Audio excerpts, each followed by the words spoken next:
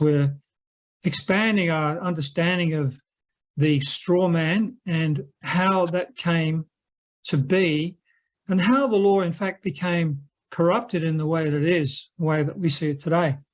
And on this topic, I've been reading this week a very remarkable book written by a guy by the name of Frederick Bastiat, Frenchman, and the book is called The Law, and you can buy it for 99 cents on Amazon Books.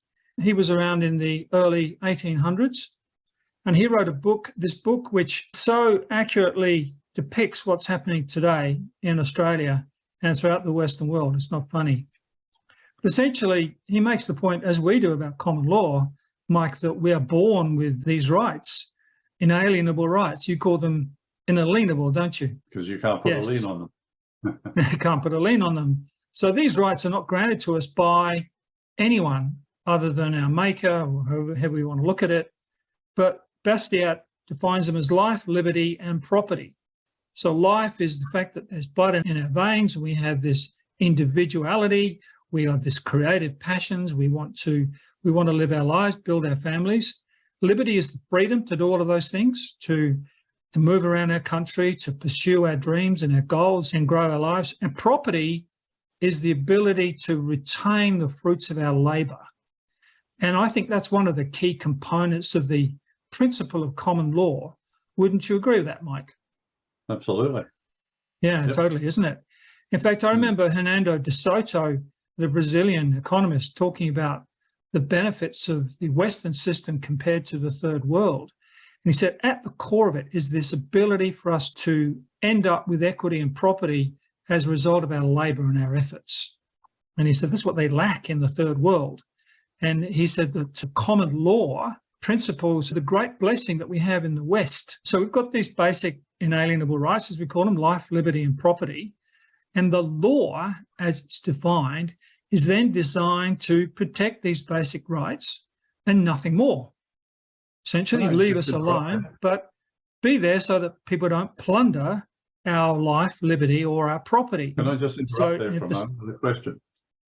Yeah. You said that De Soto said that only the West has this common law. I would disagree. I think common law is common to everybody, but a lot of countries now, especially the underdeveloped countries where they're not well educated, they don't know about their common law, and yet they are still bound to it and protected by it if they know how to invoke it.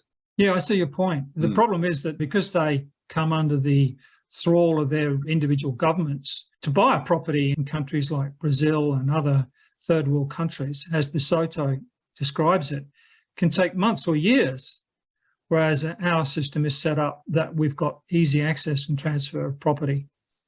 So if the state did nothing more than protect our rights to life, liberty, and property, things would be pretty hunky-dory.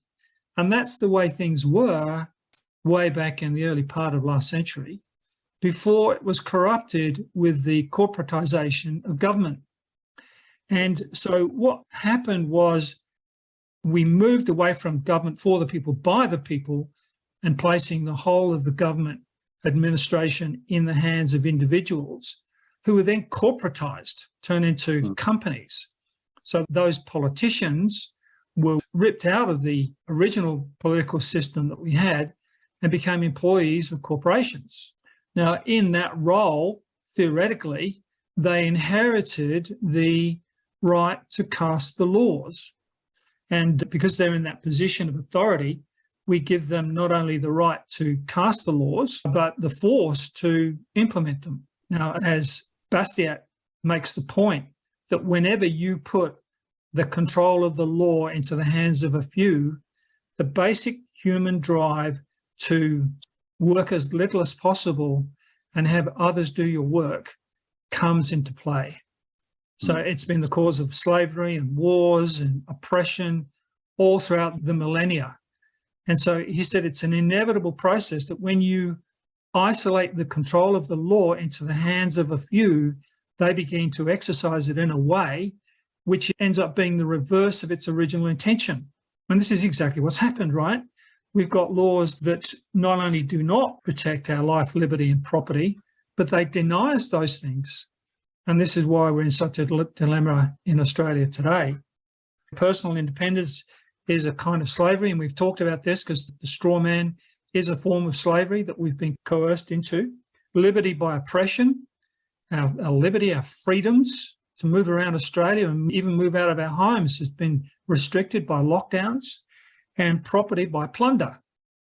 And you've been doing a series on Sunday nights, Mike, about the land rights issues and these digital ID thing, which is really taking away or restricting our access to our property to the point we don't even have physical title to our property anymore. So you would agree, Mike, so the basic tenets of common law are life, liberty and property. Yes, I would. And we're all born with these rights. And in fact, I think you mentioned there somewhere that you were talking about our ability to buy land and our ability to make money and care for our families as a result. These are all inalienable rights or inalienable rights that we are born with. And most people are not aware of this. So we do actually list the rights on our website, and you can see that on the screen now. Yeah, so the law, instead of serving the needs of the people, becomes an instrument of oppression, doesn't it? And this is exactly what we're seeing, this kind of corruption of the basic nature of the law. And using the law to harm people who disagree with them. And this is a very serious problem that we're seeing now. Funnily enough, once you challenge them in the court, and we've had 2 wins already with Monica Schmidt, and also Sol's had his case dismissed too. But Monica Schmidt went to court the other day and they just dismissed the case with no explanation because they knew that if they took it to court, they would have a big problem. And this is the thing that I think they're aware of and afraid of. Now, one of the points that Bastiat makes is that in the minds of the people, law becomes associated with justice and justice with law. And so there's a distortion in thinking that if it's a law, then it must be just. That's not always the case, is it, Mike?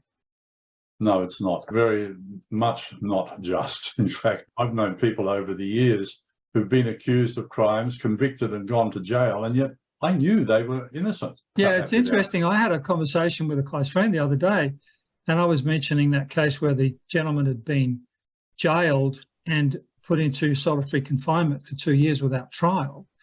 And my friend said to me, maybe he deserved it. And we got into a bit of an argument about it. I said, what do you mean? How can a person deserve to be put into solitary confinement for 2 years without a trial? And he said, if they put him in jail, he must have done something wrong. And that's part of the big problem, isn't it? He probably did do something wrong in their eyes. He probably criticized them or made statements that made them afraid. This is all based on fear. A lot of the tyranny that we're seeing now, they're afraid of us. And most people don't get this yet. And when you overcome that fear, that's when we gain knowledge and strength. And most people still are afraid of the system, whereas actually the system is really afraid of us. And people have got to realize this. That's a point well made. In this case, though, he was basically conditioned to think that if a law has been cast, then it must be just, must equate with justice. But this is not the case, because these people that are casting these laws, and we've discussed that they're not even laws, they're just rules, bills which they've passed without royal assent and proper ratification. They're not laws at all, are they, Mike? No, they're not. What we call legislation. And all of the laws that they have passed since 1972, 73, when Whitlam took the Queen out of the Constitution, not one of those has been lawful. They may be legal, but they are not lawful. And if we're going to obey a law, it must be lawful. Just to give you an example, let's say you go to your Coles store and the manager of Coles is tired of picking up bits and pieces of people going all over the place and dropping stuff. So he says, when you come into my store, you must start at the left and walk around the store and come back up the aisle and back down the next aisle and back up the next one until you get to the checkout. Now, he can make that rule. Are we bound to follow that rule? No, of course not. It's not a law.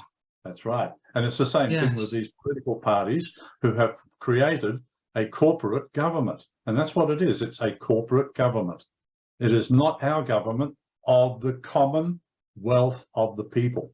So the law, instead of becoming something which serves the people, becomes an instrument of oppression that plunders the people, plunders our lives, plunders our liberty, plunders our property, and that's where we find ourselves today. And the point is that we've got to get our population to understand that law and justice does not necessarily equate, that when law becomes unjust, it must be opposed. That's right. You've been a great champion of that yourself, Mike, in the way you've lived your life over the last 20 years. All my life, to be honest with you, I've always felt that way. I was brought up that way because I was lucky enough to be born in the generation where that was an actual reality, that we had justice, that we had the rule of law. And it wasn't until the early 70s that we lost that. And I saw it immediately. And one of the first, actually, let me give you an example. When Whitlam came in, he started out handing a lot of money to people for all sorts of silly reasons. And he set up art grants and stuff like that. And one of my mates come home one day and he said, "Oh, I've just been given an art grant for $10,000. I said, "But you're not even an artist. What are you going to do with that money?" He said, "I'm going to paint the floor." That's art. And silly things like that. And then not long after that, I was driving down the road and this policeman pulled me over. Now, normally, a policeman before that would pull you over and he would give you a citation to appear in court. Not this time. They just brought in on-the-spot fines and everybody was all excited about it. They didn't realize what they were getting into. Now, they should have stood up there and said, "Hang on a minute, you can't convict me unless I have been before a court and a jury." But no, they all said, "Oh, that'll make life easier, won't it?" And what's the result now? Yeah, and it's that duplicity of having the law perceived to be just because it's a law. That if the government passes a law, then it must be okay because it's government and they're serving our interests. Of course, they're not. These politicians work for a corporation and answer to the CEO, who himself answers to some other higher power. All of the election promises that they make are really just to get voted in. They then abandon those completely as they serve their real master, which is the CEO of their corporation, the Prime Minister or the Premier. Exactly. Which is why we get so little response. And so why it's in many ways very pointless to be writing letters to your local MP and appealing to his duty-bound obligation to serve the people when he's got no interest in that whatsoever. He's an employee of a corporation. Dick Yardley's book, Australian Political and Religious Leaders, Treason, Treachery and Sabotage. Dick exposes how Whitlam, Hawke, Keating, Goss, Rudd and all the other Fabians have destroyed our manufacturing and agriculture. If you want to know exactly how they have done it, get Dick's book at advanceaustralia.com.au and click on merchandise. Knowledge is power. Get the power to fight the corruption today. This is why I disagreed very strongly with a couple of groups who were going around saying, "Oh, if you pay me some money and we fill out all this paperwork together and you send it to the government, you can free yourself of their system." No, you can't. What they don't understand is, first of all, we are all born free. And it's only when we give our consent to the corporate government to obey their laws and to accept their offers to contract that we become unfree. We become the slaves of their system. But if we stand up and say, "No, you don't have the right to do that to me. I am a living, independent, free man, and you have no right to tell me what to do." And that's when people start to buck up against the system, and that's what the system is deathly afraid of. Yeah, the system then turns the defence of those basic inalienable rights into a crime, into a criminal act, and says they must be punished. So there you have Daniel Andrews down in Victoria said, if people didn't protest, well, they wouldn't get hurt. We wouldn't fire the bullets at them. We wouldn't club them with the clubs and kick them when they're down and pepper spray their eyes. So he's basically saying that defence of our rights is a crime. And so that is the complete opposite of everything that we stand for in common law. We say, no, we want to take the formation of these laws away from the hands of a few individuals, an elite, and bring it back to the people. Yes, That's exactly. the fundamental goal, isn't it, Mike, of the common law? Yeah, and that was a very good example of Dan Andrews. And this is a man now he's become a megalomaniac. He's forbidden people to grow their own fruit and vegetables in their backyard. He can't do that. We have an inalienable right to do that. So he's going to come up against a brick wall very soon. People are now starting to get their backs up. And history teaches us, whenever you suppress and dictate to the people, eventually we turn on the dictator and he gets destroyed. And that's exactly what's happening here today. Now, Bastiat makes the point finally that when we're coming up against this kind of oppression where the law has been turned into a weapon against our basic rights, what you don't do is just simply replace the elite group with another elite group. You can't really fix this kind of a problem from within, because all you're doing is empowering a different group of people and they'll fall prey to the same drives and motivations and they'll become the new oppressors. And that's exactly why I keep telling people, stop voting for these political party corporate shills, because you're just replacing one set of tyrants with another. And they don't have any authority over us either. What we have to do is change the paradigm. We have to change the way we think. Stop thinking that political parties have a right to put their people into power over us. We have to realize that we, the people, must take responsibility for our own actions and our own lives. And then we form our own local governments, our own local banks, our own local health systems, and we do it ourselves. We don't need big government telling us what to do. And I think COVID was actually a very good thing for us, because it showed a lot of people, we don't need the government. The government needs us. I thought you broke it down at lunch the other day when we were having that conversation, Mike, and talking about how each assembly is based on 5,000 and how they come to. Can you go over that again? Because I think that's valuable. Yes, we're probably the common law organisation, Common Law Australia. We're probably the only group in Australia that has a plan for the future. And the first step will be to put the power into the hands of the people to amend our constitution by initiating a referendum. Now, when our founding fathers wrote the Constitution, they gave only we, the people, the right to amend it through Section 128, but they forgot one very vital thing. They didn't put the power into our hands to start a referendum. So only the Parliament can, and that's the problem. So we start off by giving the power back to the people to make that decision, coupled with a digital voting app. And then the third step would be we change the electoral system, and our assemblies are designed to do this. Each assembly will have a maximum of 5,000 voters.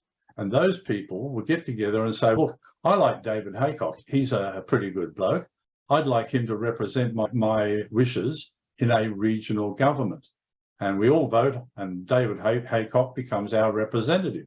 But David, if you do something wrong and don't represent our wishes, we'll recall you and replace you with somebody else. No, locked in 4 years. Yeah. No, you perform or you're out. And then we combine 50 of these assemblies, and each assembly votes one person into a regional government, which then takes care of the region, roads, sewerage, rubbish collection, parks, and all the other things that the councils are supposed to do. Now, once we've got a regional government, then we select one representative from the region to go to the federal parliament, and the federal parliament abides by Section 51 of the Constitution. And you'll see that there's quite a lot of subsections to Section 51, and that's what the government is responsible for governing. That is things like the safety of the defence of the country, imports, exports, duties, all of these different things, and national roads, railways, transport, all of these things are the responsibility of the federal government. And where do they get their money? We get rid of all the taxes and we institute a single tax. Now, the chap that we had lunch with suggested that it should be a purchase tax. I think a better idea, and I think a lot of people would agree, the corporations or the companies, we don't want big corporations, but the companies who generate the wealth for this country, they should pay the tax. And they can do this very simply. Every time they go through, the bank automatically deducts, say, 2% and puts that into the general revenue for the government to dole out to each region. And the region then puts in a request for money each year based on a budget. And if all the money is not spent, it goes back to the federal government. And then the surplus is handed out as a bonus to all the people of Australia equally, so that we all have a vested interest in creating a better nation. And finally, service to the nation. Now, if the country is doing proud by us, why shouldn't we do something for the country? So we propose volunteers to either the military or civil service. Those who go into these two services get more benefits than people who don't. So they may get housing, I don't know, whatever it is, whatever the people decide. And at the same time, all equipment supplied to these services must be manufactured in Australia. Imagine what that will do to our manufacturing. So those are the 5 steps that we've proposed. And so far, nobody's come up and said, oh, that's rubbish and we don't want that. Everybody likes the idea. What do you think, Dave? It's exactly reflected in this book written 150 years ago by Frederick Bastiat. And it is exactly what you've just described, because under your system, as you proposed it there, the originating system, the politicians are reporting to the people. That's who they're taking their instructions from. Whereas today, they're reporting to the CEO of some party with entirely different interests and goals and objectives than those of the people. So it's the entire opposite as to what we need. And that Absolutely is the essence of common law. Yeah. All right. Do you want to add anything more to that, David? I think that sums it up really well. Can you tell me again the name of that book you mentioned? It's called The Law by Frederick Bastiat, Bastiat, a Frenchman. And you can buy for $1. And it's a great read. Brilliant. And now, a word from our sponsor, who helps keep these podcasts going. Redpillhosting.com is your one-stop shop to buy your perfect domain name. Then get your own hosting server, or buy our easy-to-use website builder from just $8.99 a month. Yes, you heard that right. Just $8.99. Building your own website can feel like a daunting task. Who wants to deal with code anyway?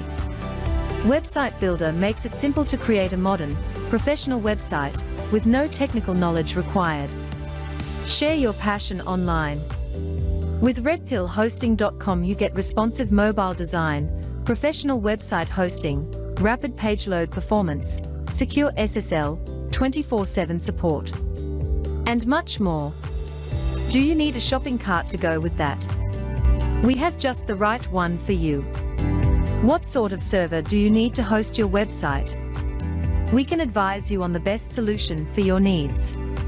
Choose Linux, Windows, or VPS hosting. Select what type of back-office management system you need, from cPanel, Plesk, or WordPress hosting. No matter what you need, redpillhosting.com is the place to get it. Visit us at redpillhosting.com whenever you need us.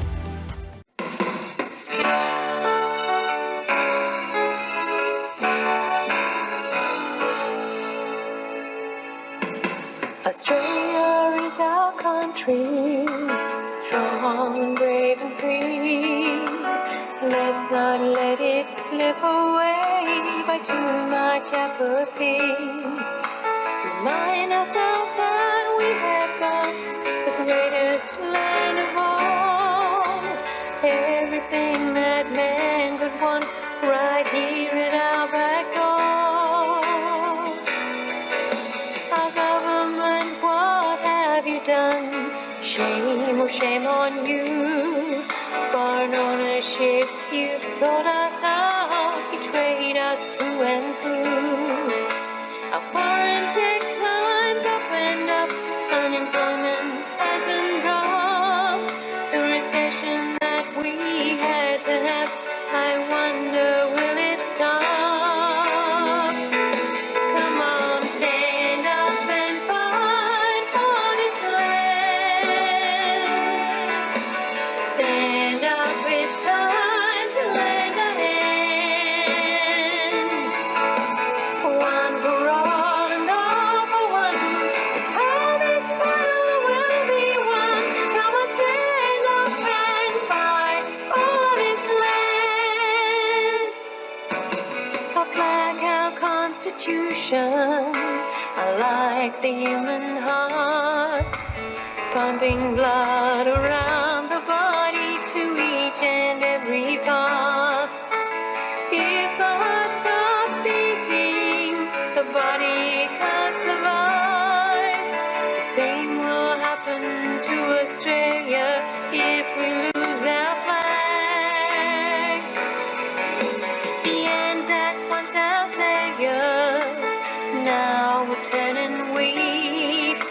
What happened in these brief few years to make us all so weak?